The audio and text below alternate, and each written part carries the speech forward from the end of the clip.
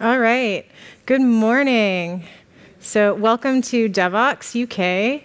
I'm really happy that you guys have chosen to be in here with me, instead of over in the main hall with Mark. In case you didn't know, like if you're Java people, then you might want to go over to the main hall and see Mark right now, because he's going to be telling you all about the important things that you need to know for the next year in Java. I'll wait. It's okay. You can go. No, great, you're still here, awesome. Here's another reason that you might want to leave right now. This is actually a talk about women in tech. Okay, you sure you want to be here? Good, all right.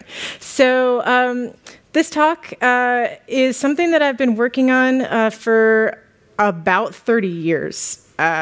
It's something my entire career, my entire life is based around, and I'm gonna take you through some really interesting stats and some anecdotes in my own life, and also some stuff that some research that other people have done. So it's going to be really cool. So hopefully you will like it. So first off, the slide that I hate the most in every talk that I do, but it's really important because if you don't talk about yourself first, then nobody else will. So anyone that presents, just always think about that. I happen to be the CTO of multiple companies. I'm called a fractional CTO, so I do work for different projects. My main company is called Rocketeer. I also have another company called TWIP, but the most important thing, the thing I'm most proud of on this slide, is that I am the only female advisory board chair of an engineering school in the world. That is both cool and sad. So, like at UNLV, which is the University of Nevada, Las Vegas, I am the chair of the advisory board for the engineering school. And since I started doing that, we have raised female STEM enrollment by 10%. So that's really cool. It's a stat I'm really proud of. I've won a bunch of awards, and I also have a weekly column on Inc. magazine, and I'm responsible for a lot of clickbait on the internet, so you're welcome for that. So I'm going to start out with an interesting story that may sound kind of familiar to those of you women out there. When I started in tech, when I started my first career, or when I first got into the tech industry, I got in any way that I could. And that job was actually as a booth babe for a game company. I don't know, maybe like you could kind of tell that would actually be a job that I could do. But it was for a game company, and the job that they had asked for was they only had enough money to hire a game designer, a community engineer, and a booth babe in one. And I fit the description. The guys that had applied couldn't fit the 7 of 9 costume. Because we were working on Star Trek games and some other things. And while they did have some attractive guys, none of them were willing to get out there and kind of be open enough. And some of them were like, well, I'll just be Captain Picard. Well, I don't know if you've ever been to a game convention, but you're not as willing to go up and talk to Captain Picard as you are to 7 of 9. So I'm at a conference one time, and I'm getting ready. And do you know who 7 of 9 is? Can you picture this in your head? Okay. So I've got my hair all done up, like I had it blonde dyed at the time, and I'm in the corset, like this, in 6-inch heels, ready to go down to the show floor. Makeup is all done. I mean, I obviously don't look like Jerry Ryan, but I did a pretty good 7 of 9 impression for these conventions. And I'm on the 38th floor of a hotel, and the fire alarm goes off. So I don't pay attention to the fire alarm because it's a game convention. I'm assuming it's a kid that has pulled the fire alarm because they're having fun and whatever. So 10 minutes later, the fire alarm is still going off, and I'm like, Okay, so in 6-inch heels, in my 7 of 9 costume, completely all done up, I walk out of my room and I'm like, I look at the fire exit thing and I realize I have to walk down 36 flights of stairs in 6-inch heels. And I girded my corset and headed towards the fire exit. And as soon as I did that, a woman panicked, ran out of her hotel room across the hall from me. She's carrying a naked baby and a toddler dragging behind her, and she looks like she's just gotten out of the bathtub, and she doesn't know what to do. She sees all of these guys dressed in their game developer attire, and they're all running towards the stairs, and then she sees me, dressed very feminine looking. So who does she think she goes to? She runs to me. Now me, I'm like Darth Vader with a bag of candy here. Like, I don't know what to do with babies at all, ever, normally. But she runs to me and she hands me her baby. And she says, "Help me." and so now I'm holding a naked baby in 6-inch heels, dressed as 7 of 9, having to run down 36 flights of stairs. And what I did was I held that baby like this the whole time as I just tottered down 36 flights of stairs. So why do you think this woman, when scanning quickly through the crowd of people there, why was she drawn to me? Does anybody have an idea? You're a potential mommy. I'm a potential mommy. She implicitly, she had implicit bias, unconsciously, went to the only other woman in the room to ask for help. It didn't matter that I had no idea what to do with this baby. She made an unconscious decision to ask me for help. And ever since then, I started to realize that it doesn't matter who you are, what you're doing, where you are. We have these biases that we pay attention to every day, or we don't pay attention to every day, that we are working with, and we cannot do anything about them unless we call them out. So what is bias? We hear this word and we think that it is a bad thing, right? We think biases are bad, that we hear stereotypes and we bucket people into things like that. But a bias is really a tendency to believe that some people are better than others, and that it treats some people unfairly, usually. So in this case, the woman thought that I was better at handling her baby. She was absolutely wrong at that, but she thought, she made that quick decision, that snap decision, that I would be better at handling her baby than any one of those other men that was around. When you look at this picture, what do you see? Like, your first snap judgment is that that woman in the back is probably less than that man's position. Like, before you really looked at that picture, it kind of looks like she's a busser or a servant or something, and he's like a manager. And then you look and it's really, they're the same. They're kind of the same. Because they're wearing the same outfit. They're wearing, and in fact, she's got 3 buttons and he's got 2. So in Star Trek rules, she ranks higher. But we're so used to seeing women in a nurturing, posturing, bending down position that we assume things quickly in a snap judgment. We see so much information every day that our brain has to eliminate most of it. We're just paying attention to what we can what we can consciously see, but our brain is making these decisions for us without us even knowing. And here's where I want to really call out that bias isn't a bad thing. Not necessarily. Because bias and prejudice are 2 entirely different things. We make decisions unconsciously based on our biases. If it's conscious, then we have prejudice. And when we're prejudging someone, that can be something based on race, based on behavior, based on the way somebody looked at us once, and now for the rest of our lives, we don't like people with neck beards. This is things that we don't like about people, and we're actively choosing to do it. So prejudice is something that we can actively control. The brain is categorizing people constantly. It's constantly doing this in the background.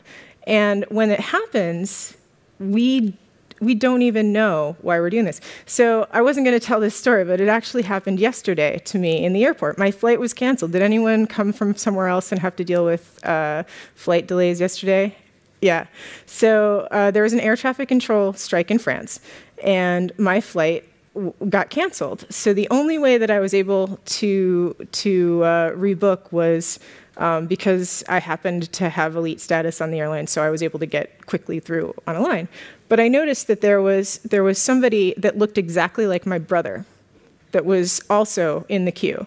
So because my brain made a quick decision, you look like my brother, I'm going to help you. Because I had status and I was on the phone already, so I just looked at his ticket number and I helped him through to come with me on the plane. Why do we do these things? It was a simple thing. He was standing behind me in line, and I saved him a few minutes to get through because I was already talking to somebody. But just because my brain saw this person looks like my brother. How many times have you done something like that? Because your brain, exactly, because your brain thinks of, this person reminds me of my mom. This person reminds me of the girl that I used to go out with when I was younger, and I have a happy memory about it. I see a Cambridge class ring on that person's hand. These are biases that we have that make us feel good, that give us an affiliation with somebody, even though we don't necessarily have it.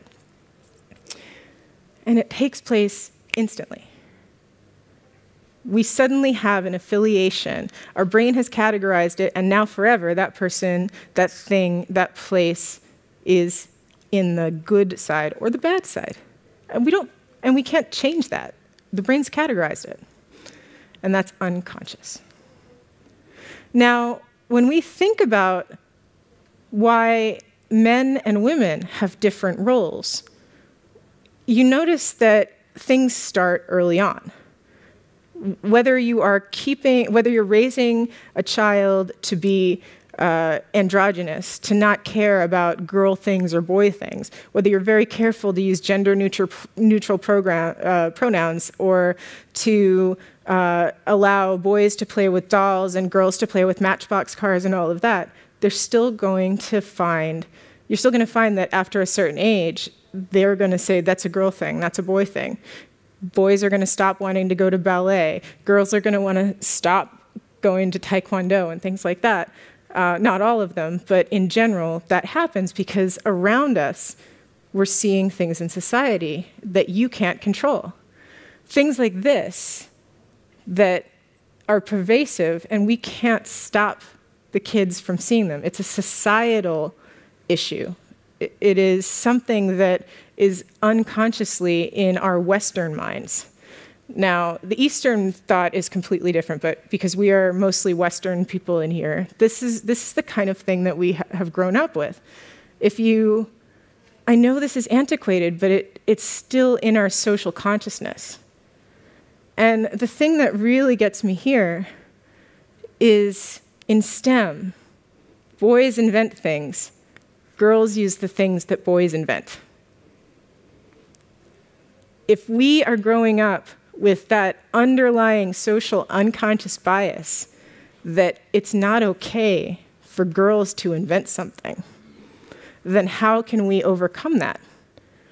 Because if you're starting from below neutral, then how much further does a girl have to go than a guy? There's something in Australia called tall poppy syndrome. Is anyone Australian in this room? Do you know? So what that means is that if somebody rises up above other people, then if you have one poppy that comes up above the others, then all the other poppies strangle it so that it dies. And the social consciousness of Australia is such that if you have one Australian that comes up among the others, they will fight so hard to take them down. And that's why you have people like Rupert Murdoch who will do whatever it takes to take down people, celebrities, and people in the news, politicians. It comes from that tall poppy mentality. So when you have this as our Western mentality around what is a boy and what is a girl, it takes generations for us to break that. And this is only from 1970, so we're only one generation away from this. We have to try harder and harder and bring this to the front of our social consciousness to get rid of it. Now, an explicit bias, as opposed to an implicit bias, is one that is intentional and conscious. That's something that we are aware of consciously. Those are the prejudices that we know that we have. Those are things that have come to the forefront and we can work on. Implicit biases are unconscious. Those are things that are part of that social consciousness that we aren't necessarily aware of, that shift, that thing that we're born to that we don't necessarily know that is there until somebody else can point it out in us. And even then, we still may not see it. When you say things like, everyone is like this, or you put people into a category because you're around them, everyone has these biases. Even people who have avowed impartiality, like a judge, everyone has implicit biases. These are not, implicit and explicit biases are not mutually exclusive. In fact, they can reinforce each other. So if you have an implicit bias, it may not necessarily align with a declared explicit belief. So the biggest example of this that I can think of is there are a lot of people that are Christian, like evangelical Christian ministers in these states, that may have very promiscuous sex lives. So they're out there saying that you should be chaste and you should be you should hold yourself up to all of the 10 Commandments, and yet they have then had to come forward with big sex scandals. So this is something that, if you've got a bias, if you're saying one thing explicitly, but implicitly you have a drive for something else, this is the kind of thing that you probably know. There's a values mismatch in a person, and that's where these things come out. So recently, psychologists at Harvard and MIT have started to look into the role that implicit associations play in our beliefs and behavior. And they developed a tool called the Implicit Association Test. Has anyone taken this? Okay, cool. We're going to do a mini version of it right now. And for those of you that are embarrassed, I just want you to raise one finger so I can see it. And those of you that want to go all out, go ahead like this. But what I want you to do is, based on what you see on the screen, raise one hand or the other hand, okay? Left or right. You with me? Okay, cool. All right. So on the following screens, names are going to appear. And if it's a male name that you feel, if you're sensing male, raise your left hand. And if it's a female name, raise your right hand. And so you don't have to raise it high, just so I can sense something. And do it immediately. So as fast as your brain is processing this, raise it. Okay? Got it? Good.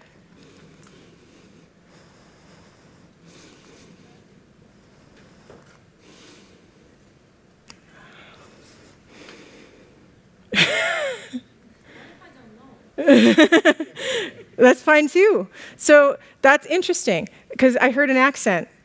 So if you're from an area that doesn't have those names or doesn't have an association with that, then that's important knowledge. So I noticed for Ashley, there was a split. For Sam, there was a split. And for Charlie, there was a split. And that's important to know as well. Now, okay, here's where it's going to get interesting. We're going to now associate career with male and family with female. So if you feel that this is either a female name or a family word or a male name or a career word, do this. Okay, you got that? All right. And I'm not I'm not trying to trick anyone. I just want the fastest thing that your brain is going to say. Okay? All right.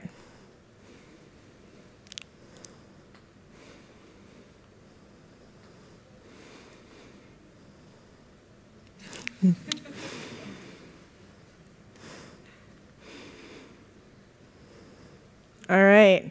So how do you guys feel about that? Because there was some interesting results there, but like, I mean, for most of you, it was, I mean, I saw some hesitations, but you did go towards male for the career words. I saw you wanted to put some of those for female, but you didn't. And some of you were like, both. I'm not making a decision. Or, I think they are both. Either way. We have these biases for a reason. Our brain is categorizing these things, and you were trying to fight them on some of them. But that is how it is. The IAT is administered by a computer that measures your responses down to the millisecond. So I implore you all to go online and take that, and I can send you, I'll put the link up later. Actually, it's implicit.harvard.edu. So definitely go online, and there's actually 4 different bias tests that you can take. So this is just one of them. Another is on racial bias, religious bias. There's all different kinds. And most of us have a stronger association with maleness and career. That's just how we are. I wasn't trying to trick you. This is just how your brain works. And it's going to take generations of time to get rid of that. When you see pictures like that one,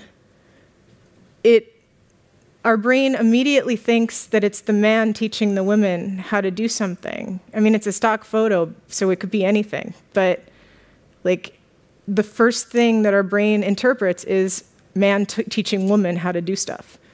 Now, then we can see, like, oh, it's probably the women are teaching the man how to, like, do a spreadsheet, or they're all just talking together. But the first thing is he's teaching girls how to do stuff, because they're around a computer.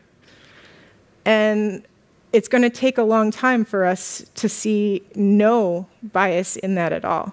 Even those of us women that are usually the people, and I say guys when referring to women. See, I do that automatically. I didn't mean to right there, but I do. But it's going to take a while for even me, who's usually the one teaching people, to see not that as the first thing.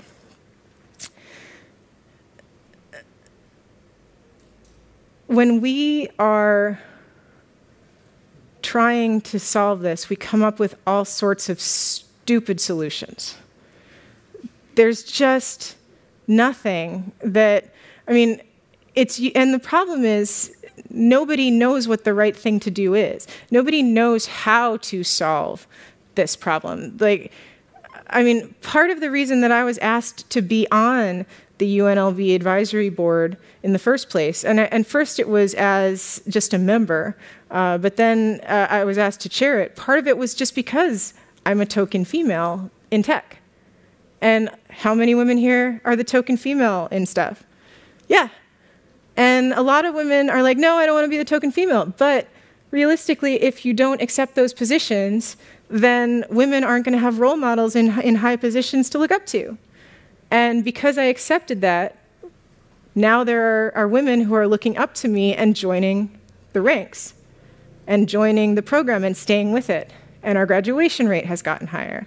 So it's a catch-22. You need, like, without women in role model positions, there aren't reasons to stay. So it's not make math more pink. It's find actual ways to talk about this stuff. But this is, again, the perception.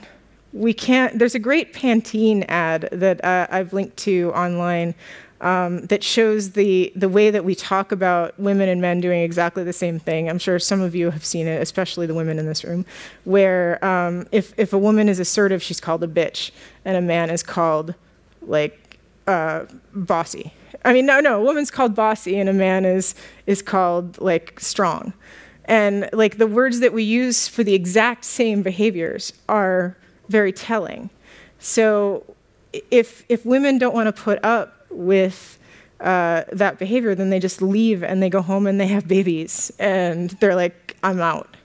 So if women want to peace out, which is what happens in attrition, like in tech, they put up with it only so long and then they leave, which is why after middle management careers in tech, there's just a total drop-off rate, about 60% attrition of women in tech after middle management, because they can't handle not going anywhere and not having any role models above them. So here's where my story comes in. At 8 years old, my dad gave me my first computer. It was an IBM PC Junior, so that tells you how old I am. And another thing that tells you how old I am is that no one had a computer at home at that point in time. Like, we didn't have cell phones, certainly, and the only computers in town were really at the library. Schools didn't even have them yet. So me having a computer at home as a gift from my dad was amazing. And this was also before Bill Gates and Steve Jobs had ads saying that computers were for boys. So no one, so my dad was my first STEM champion, giving me a computer and a subscription to PC Magazine so that I could code every week, having new programs to start writing. And my first program, which I didn't know I needed the basic cartridge and a floppy disk in for, I had to completely rewrite when I went to save it because all 1,000 lines of code disappeared when the computer rebooted when I put in the basic cartridge. So if I didn't love it then I wouldn't have loved it from then on. But then it was a time when Legos were for everyone. There weren't girl Legos and boy Legos. I had the entire Lego castle system at home. It was awesome. My entire house was filled with Legos everywhere, and computers, and resistors from Radio Shack, Tandy here, and it was filled with all sorts of guy things. But they weren't guy things. They were stuff, because we didn't have that distinction then. It didn't happen until the mid-'80s, when advertising started to split between girl and boy stuff, when that blue and pink split happened. And that marketing shift happened, thankfully, after I was 10 years old, because 12 is where the impressionable time is for girls and boys in STEM.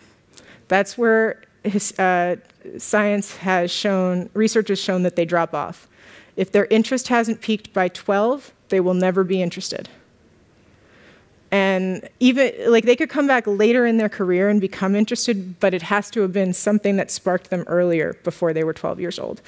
So anyone in here that found an interest later, I bet you can think of something that you were interested in when you were younger that made you come back to it later. Now, also, when I was 8, there was something very important that happened in the world. The space program in America was taking off big time. And a very important mission was happening that was spreading through our schools and made every school child of my age take notice. The first school teacher was going up on a mission. Does anyone know who that was? Krista McAuliffe, yes.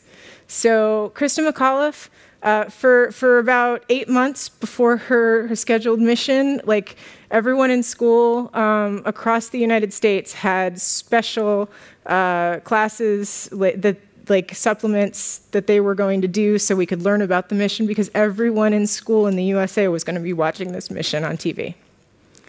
And so when the Challenger took off in 1986, we were all watching it as it exploded. And that hit me very hard, because I'd been paying attention to all of the stuff that they'd taught us. I knew everything about that mission. I knew everything about that shuttle. I knew all of the stuff. I knew the backgrounds of everybody on that shuttle. And I cared so much about it that as soon as it took off, and I wrote this in my journal that day, I wrote down that it was the shuttle commander's fault.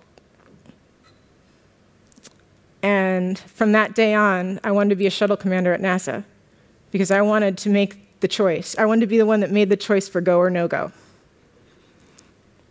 And so I did. 8 years later, I was at NASA, and I was studying to be an astronaut. And unfortunately, my health, like, you have to be an X-Man. You have to be beyond an X-Man to go, like Wolverine level, to go up into space. But the whole time, I was still working on my computer and programming and doing stuff. So while I couldn't become an astronaut, I was still working on programming and working on my computers. So when NASA sidelined me from the astronaut program, I started programming microprocessors and satellites. And in my spare time, I started writing games. And I think all of us start writing games at some point just for fun. And at the time, I wrote something called a MUD, a multi-user dungeon, because that was the big thing at the time.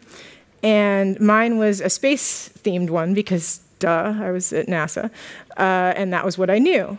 And so it caught the attention of a game company called THQ, which doesn't exist anymore, but was big at the time. And they offered me a job, but they were in the middle of an acquisition for the studio, so I had to wait 9 months before I could go to work there. So I did what any reasonable person would do. I became a flight attendant in the meantime,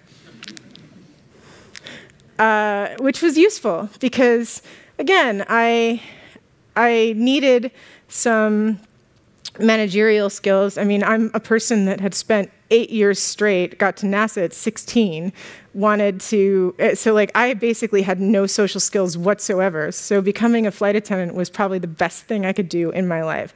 And then I went right from there to becoming a booth babe, which is basically the same thing as a flight attendant, right? No, I do not have my face picture. I never show that.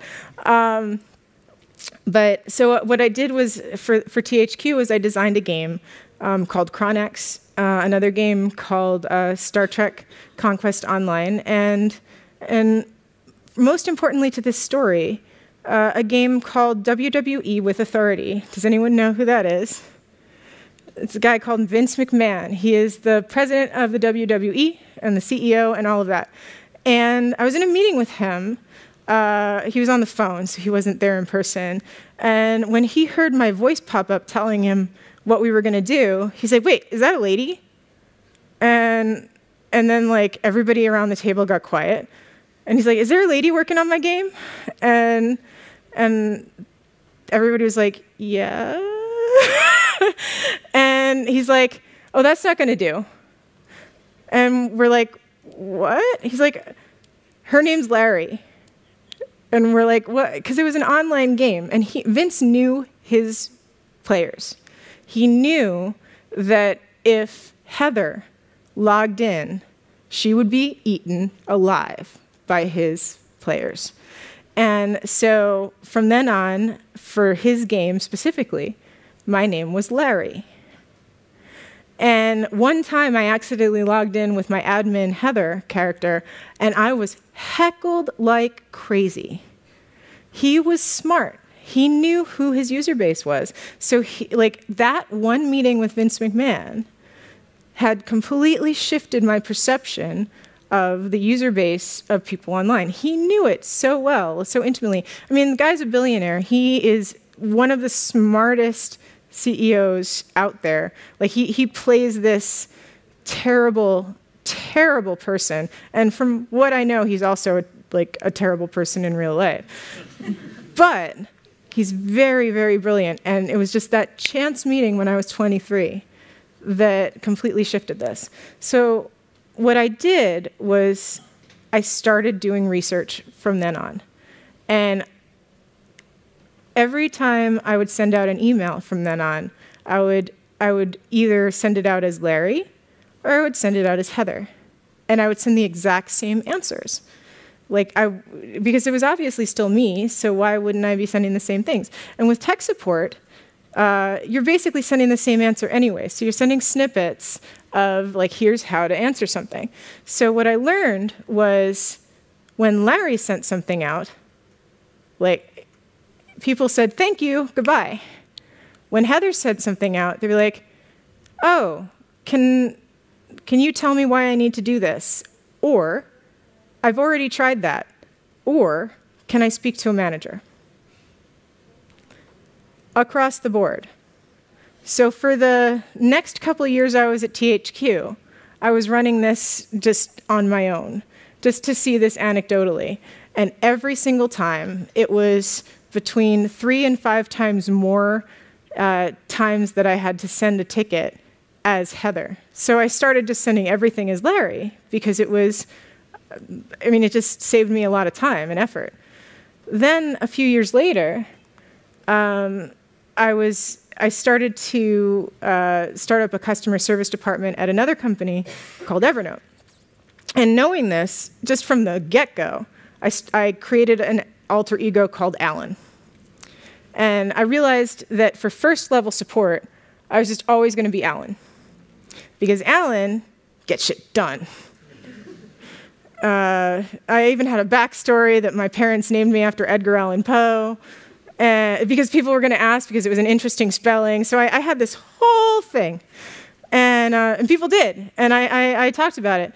And when, in fact, that was the only times where it was a longer conversation, when people would come back and ask me about my name.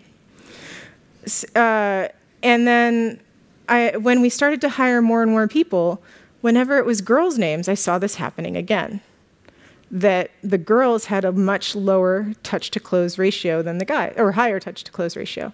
At the top of the leaderboards consistently was Allan, followed by Corbin, Dallas, which was another guy. He named himself after the Fifth Element. But it was a guy named Todd. And then much, much lower were every single girl. And so I actually sat down with the entire team and I explained what I had found over the years. And I gave them all the option to change their names and their signature lines. And it's a signature line. Who pays attention consciously to the signature lines on an email? No one. Or you maybe, yeah. But most people don't. You don't see it consciously, but your brain is reading it somewhere. And this is something that, it goes back to the test that we did at the beginning, that our brain is reading the thing, even if we're not. And these people, all of these people, these hundreds of thousands of emails over the years, these people aren't actively biased against women. Their brain is just naturally accustomed to thinking that if it's a man, then they know something, so I should listen to it. And if it's a woman, she doesn't know as much. And that's terrible, but it's not our fault. And that's really what I want to say. If you come away with anything today, it's not our fault that we don't trust women. And there was a study done by Oxford that shows that men are 5 times more believable than women. 5 times. So, based on that research, it's so easy to understand why Donald Trump got elected, and it is because every time he would say one thing, even if it was a lie about Hillary Clinton, she would have to say something 5 times for you to believe her. And for that kind of thing, in the news cycle, this Rupert Murdoch, tall poppy news cycle, we have already moved on. So if you've got somebody saying something once and being believed, even if it's false, you don't care anymore. And your brain doesn't care anymore. It's moved on. So how can a woman compete with that?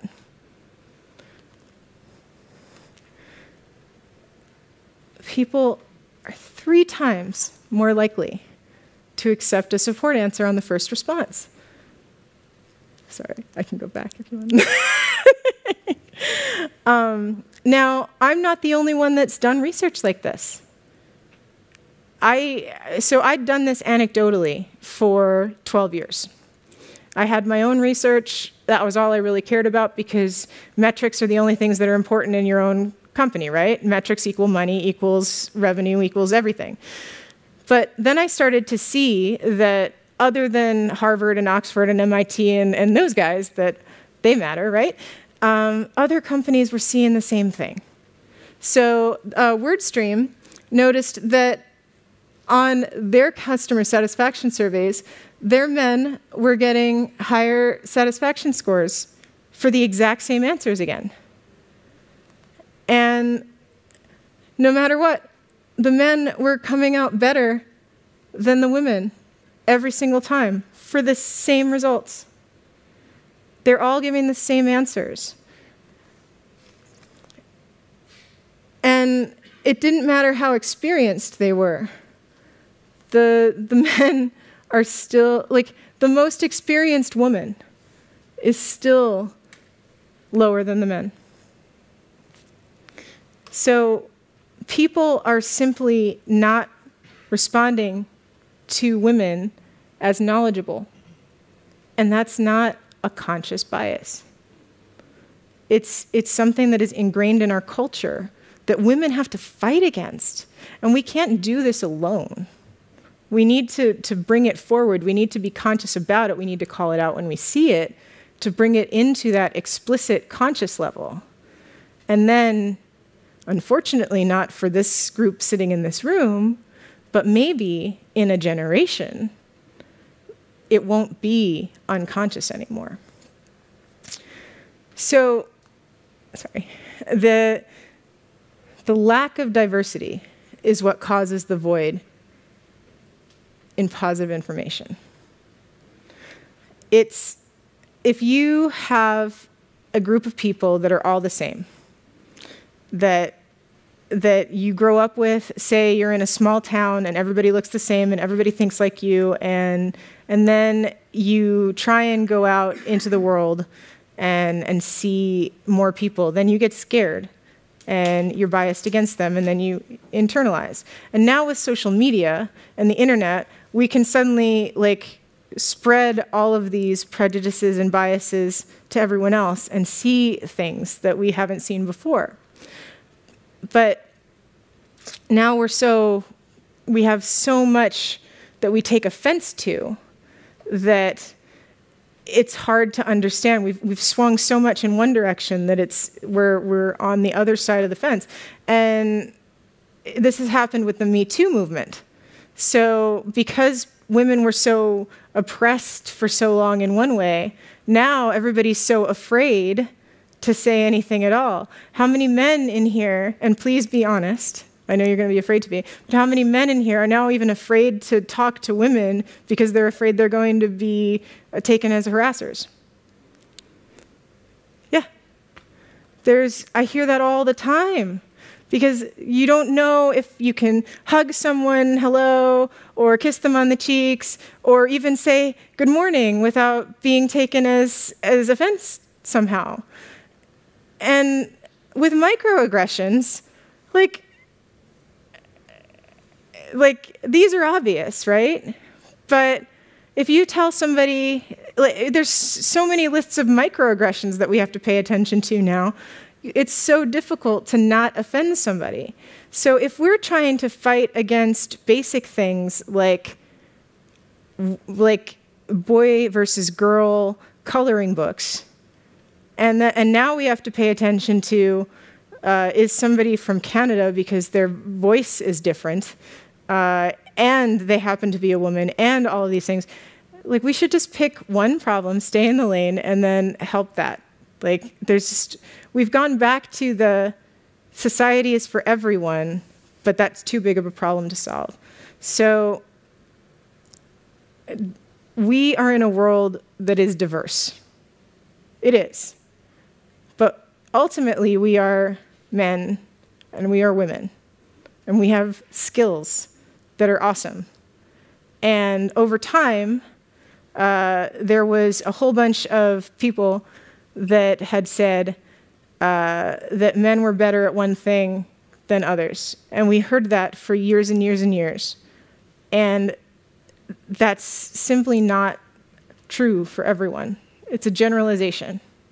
So what we need to do is call out the generalizations and realize that there are some amazing women fire people out there, and there are some absolutely fabulous male ballroom dancers. And there is no such thing as a one-size-fits-all person.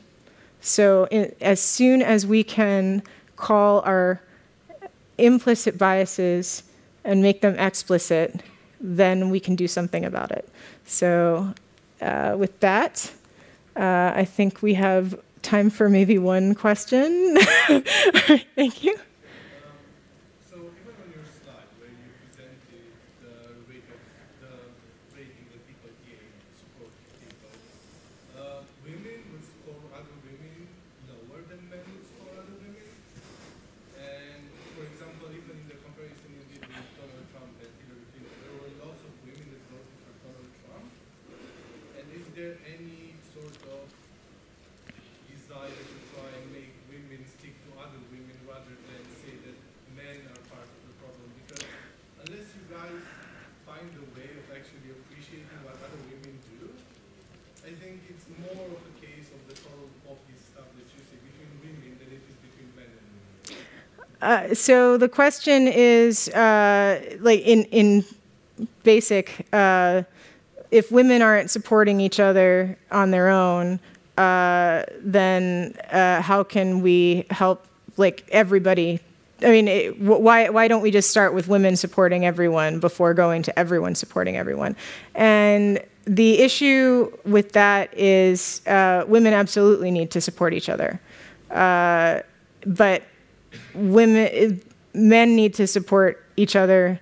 Men are taught from an early age more self-confidence than I mean, it's something that in psychology there's a thing that is built into the way that when you're split between the sexes, like men are taught to like with the fighting and the beating each other up and the just getting back up and there's different types of play that you do with men versus women, that women have much less self-confidence by the time they are adults. And men, even if they are faking it, have an ability to have more self-confidence. So women need men to help prop them up, unfortunately. Not that it is a bad thing that women need men, but I'm saying that until women have an equal playing ground in like literally playing field as children, again, because they did when I was a kid, we need the help that men can give us to teach us better self-confidence. So I'm father of 2 girls, yes, and I am conscious that there is that difference, yes, between the male and female, like how they are treated, yes, and maybe you have kind of like advices, and I know in some they are still young, yes, but I know in this, I don't know, 10 years, something they will compete in that environment, yes. How can I help them, prepare them to actually don't be disadvantaged by that bias? So this is the last question, and he's asking how can he help children to not be disadvantaged by bias as they get older. And the main thing to do is be a strong sponsor. Do what my father did. And make sure that whatever your child is interested in, encourage it. And I mean, no one at all ever questioned that I wanted to be an astronaut, and they helped me along the way. And then no one questioned that I wanted to be a game designer, and they helped me along the way. And throughout my entire career, I've had like family support, friend support, mentors, and every single one of them has been a man, a strong man helping me throughout my entire career. And I think everyone in here, man and woman, is an ally of tech, whether it's a man, a woman, a child, anyone. So we all have it in us to mentor and support the people that want to be in tech, whatever their gender. And by doing that, we can make sure that the people that should be in tech that are continually encouraged to be there. And then we can get over this bias within the next generation. So. All right, thank you so much for coming, and enjoy DevOps.